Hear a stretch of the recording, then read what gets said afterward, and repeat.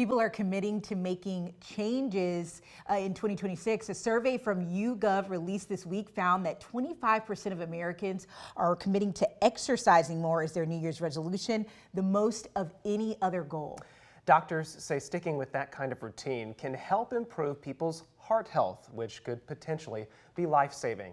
Today, we're going to talk more about the importance of healthy habits with Dr. Priyanka Satish. She is the director of the Preventive Cardiology Program at Ascension.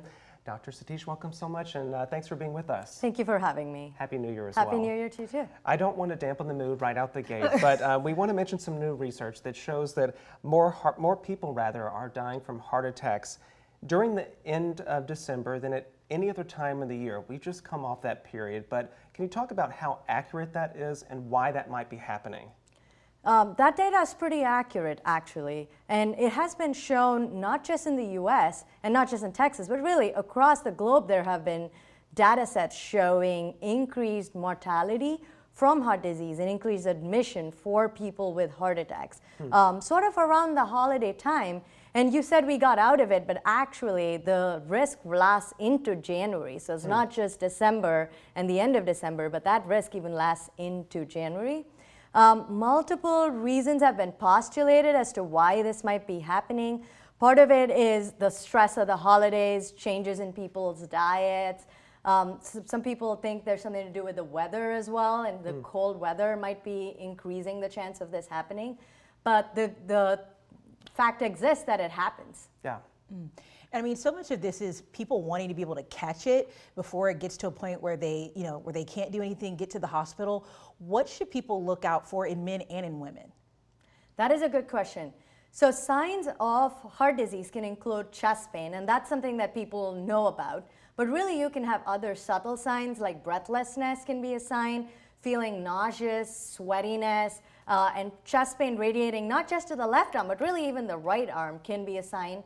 Chest pain radiating to the jaw might be a sign. Women especially tend to have atypical symptoms, so you can have just pain in the abdominal region, just a vague discomfort. People think it's gas or gastritis often, but that can sometimes be a sign of heart disease. So if you notice these symptoms either in yourself or in a loved one, you want to seek care. And you mentioned all these possible reasons why this could be happening around the holiday seasons, people eating maybe that plate they normally wouldn't. What can people do to prevent this and to kind of stave it off completely? So prevention actually starts before the holidays. So you want to start ahead, building those healthy habits, planning for the holidays as to how you're going to make your holiday meal healthy. Those are things you can do. And then screen for heart disease. Heart disease can be completely silent. And so screening for heart disease can be a good way to catch it ahead of time. That way we can make these changes well before even the holidays set in. Now, you touched on it a few moments ago, but we want to circle back to it. Stress can really affect the heart, the health of our hearts out there. So what do you advise patients to do to manage that and better effectively handle stress?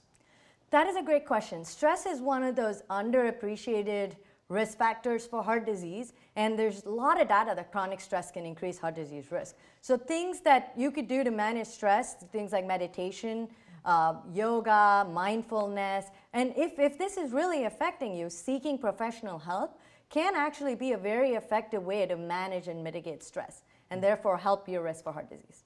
Well, we want to say thank you again so much for joining us, and I know you're going back to the hospital today, so hopefully this shift goes well today as well. Thank you, I appreciate it. All right.